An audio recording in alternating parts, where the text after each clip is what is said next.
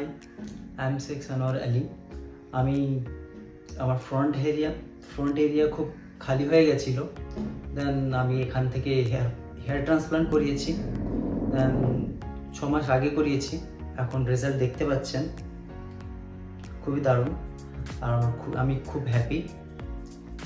আপনাদের যদি কারোর হেয়ার ফল হয়ে থাকে, ফ্রন্ট এরিয়া খালি হয়ে থাকে, তাহলে ফিউ ইন্ডিয়া থেকে আপনারা হেয়ার ট্রান্সপ্লান্ট করতে পারেন।